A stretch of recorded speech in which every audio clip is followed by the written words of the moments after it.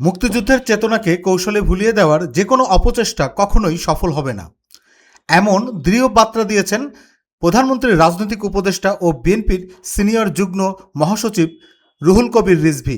যদি কেউ কৌশলে ভোলানোর চেষ্টা করে এই জাতি কোনোদিন ভুলবে না এবং ভুলতে দেবে না। রবিবার সকালে জাতীয়তাবাদী মুক্তিযুদ্ধ প্রজন্মের নবগঠিত 151 সদস্য বিশিষ্ট কেন্দ্রীয় কমিটির পক্ষ থেকে শহীদ প্রেসিডেন্ট জিয়াউর রহমান ও সাবেক 3 বারের প্রধানমন্ত্রী বেগম খালেদা জিয়ার মাজারে শ্রদ্ধা নিবেদন শেষে তিনি এসব কথা বলেন।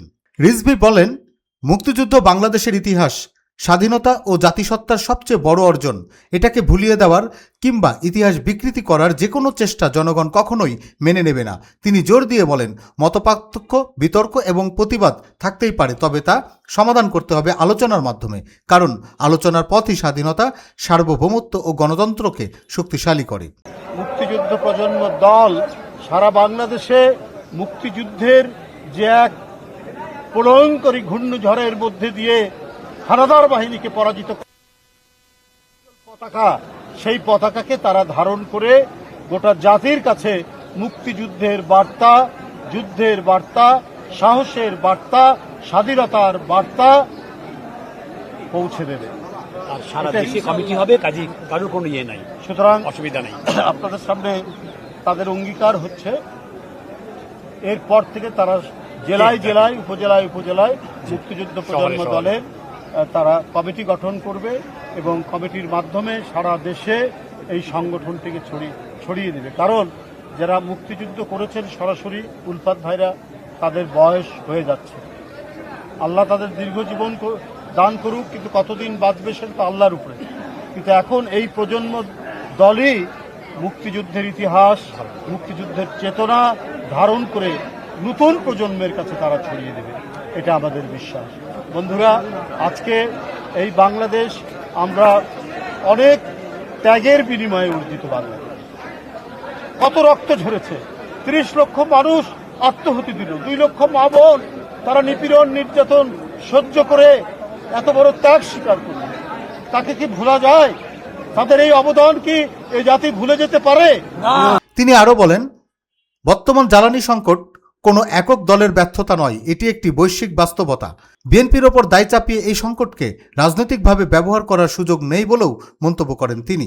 জ্বালানির সংকট, এই সংকট আমি আগেই বলেছি, এটা বাংলাদেশের জন্য নয়, এটা বাংলাদেশের নিজস্ব সংকট নয়, এটা বিএনপি এই সংকট তৈরি করেনি, এটা একটি আন্তর্জাতিক সংকট। এটা মধ্যপ্রাচ্যে যুদ্ধের কারণে এই সংকট, কিন্তু সেটাও আস্তে আস্তে কাটিয়ে উঠছে। তবে পাশাপাশি আমাদের এই ব্যবস্থাও নিতে হবে। বারবার যে অঙ্গীকার করেছেন জনাব তারেক রহমান, যে রিনিউয়েবল যে এনার্জি, সেই এনার্জির তিনি যে প্রতিশ্রুতি দিয়েছেন সেটা তিনি অবশ্যই করবেন। আপনারা জানেন যে পাকিস্তানে রুফটপ সোলার প্যানেল বসিয়ে তারা বিলিয়ন বিলিয়ন ডলার তারা সাশ্রয় করেছে। এই বিলিয়ন ডলার দিয়ে যে তেল কিনতে হতো, ফুয়েল কিনতে হতো, সেটা কিনতে হয় না। এই উপমহাদেশের মধ্যে তারা একটা দৃষ্টান্ত তারা তৈরি করেছে। এই নবায়নযোগ্য যে জ্বালানি, অর্থাৎ সোলার মানে সৌর তাপকে দিয়ে যে জ্বালানির যে চাহিদা মেটানো হচ্ছে, বিদ্যুতের চাহিদা মেটানো হচ্ছে, বাংলাদেশ সেটা করবে। রিজভীর ভাষায়, ক্ষমতায় এসে তারেক রহমান জনগণের কাছে দেওয়া প্রতিশ্রুতি বাস্তবায়নের কাজ শুরু করেছেন। তার নেতৃত্বেই দেশ চলমান অর্থনৈতিক, রাজনৈতিক ও সামাজিক সংকট কাটিয়ে উঠবে বলে আশাবাদ ব্যক্ত করেন তিনি। তিনি ক্ষমতায় আসার আগে যে অঙ্গীকার করেছেন, যে প্রতিশ্রুতি দিয়েছেন, এবং ক্ষমতায় আসার পর জনগণের ভোটে, জোর করে নয়, একবারই অবাধ সুষ্ঠু নির্বাচন, যার জন্য 16 বছর এক দীর্ঘ সংগ্রাম, আত্মদান, গুম, খুন, ক্রসফায়ারে এক ভয়ঙ্কর বিভীষিকার মধ্যে বিএনপি হেঁটে গিয়ে অনেক সন্তানকে তারা হারিয়ে দিয়েছে, আমরা গুম হয়ে গেছে, ক্রসফায়ারের শিকার হয়েছে। এত আত্মদানের মধ্যে দিয়ে আমাদের পাওনা যে গণতন্ত্র, আমরা সেটা পেয়েছি জনাব তারেক রহমানের নেতৃত্বে। তার নেতৃত্বে তিনি ক্ষমতায় এসেই তিনি তার প্রতিশ্রুতি বাস্তবায়ন শুরু করেছেন। তিনি ফ্যামিলি কার্ড দিচ্ছেন, তিনি ফার্মার্স কার্ড দিচ্ছেন, দিনাজপুরে খাল খনন করছেন, একটার পর একটা প্রতিশ্রুতি পালন করে যাচ্ছে।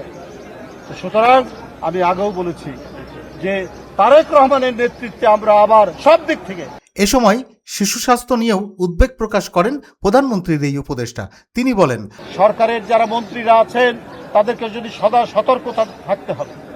সদা সতর্ক না থাকলে নানা দিক থেকে নানা ঘটনা মোকাবেলার প্রস্তুতি আপনাদের থাকতে হবে। গত 24 ঘন্টায় 11 জনের অধিক হামে মারা গেছে। কেন?